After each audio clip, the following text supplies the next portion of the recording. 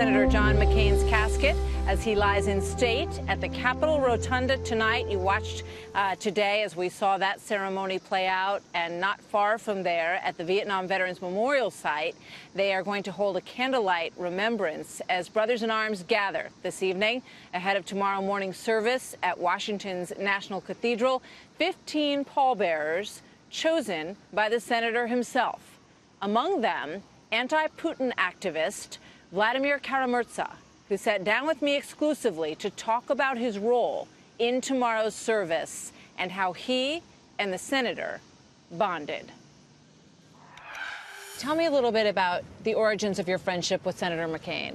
Well, we first met, the three of us, Boris Nemtsov, the Russian opposition leader, Senator McCain and myself. This was at the beginning of 2010, in that building just behind us in a Russell Senate building where Senator McCain's office was. And this meeting was about the Magnitsky legislation, which was a bill then introduced in the U.S. Senate. And Senator McCain was one of the main driving forces behind that bill.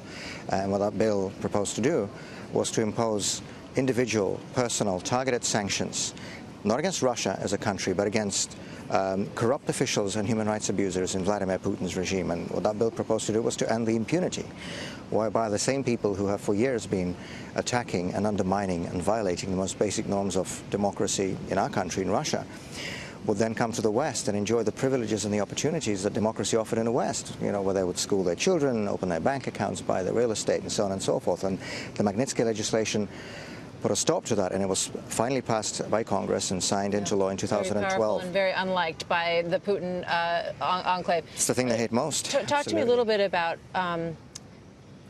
him asking you to be, you'll be one of the pallbearers for the National Cathedral memorial service. Tell me about, how did he ask you to do that? He passed me the message in April through a mutual friend, and I can tell you that it's the most heartbreaking honor one can think of. But it will be a very important opportunity for me to say one last goodbye to somebody who's been a pillar of strength and support over so many years. And there are so many political leaders in Western countries, including here in the U.S., who like to pay lip service to such things as human rights. They like to talk about the importance of political freedom, of human dignity, do this grandstanding. And Senator McCain didn't just speak about those values. He lived those values. He believed in those values. He stood up for those values. And with him, the words and the deeds were always the same. And like so many others who subscribe to this notion of realpolitik, who are prepared to cut cynical deals with authoritarian and kleptocratic regimes, Senator McCain never did that. For him to do this would be to go against everything he believed in. And so he was one of those political leaders who were the earliest to speak the truth about the Putin dictatorship and the Putin authoritarianism and the Putin kleptocracy. The first time that he publicly sounded a warning about Putin's coming authoritarianism was in February of 2000 during a Republican presidential primary debate in South Carolina. I'm very concerned about Mr. Putin. I'm afraid Mr. Putin might be one of those who wants to make the trains run on time. This was the time, as you recall, when most of Western leaders were still praising this new young official who just came into the Kremlin, who spoke fluent German, who would supposedly, ensure the stability after the erratic Yeltsin years and so on and so forth. John McCain said Putin is somebody who would want to make the trains run on time. That's a historical allusion to the Mussolini regime in Italy. Then in 2008, he sounded a public warning about Putin's coming aggressive designs on the world stage, and he proved to be right again. And one of the biggest lies that has been propagated by the Kremlin media, by Russian state-run media, was that Senator John McCain was somehow an enemy of Russia. Nothing could be further from the truth.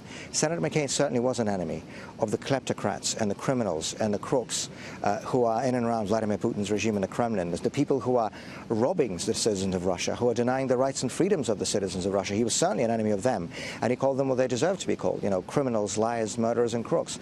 But I can tell you, as somebody who's been involved in the pro-democracy movement and the opposition movement in Russia for many years, we had no biggest friend and no biggest supporter on Capitol Hill when it came to defending the rights and the freedoms and the dignity of the Russian people than Senator John McCain. And his voice will be missed not only in his native state of Arizona and here in Washington and over the U.S., but it will be missed to the furthest corners of the globe. Thank you very much, Vladimir Kara-Murza. Good to meet you tonight. Thank you for being here.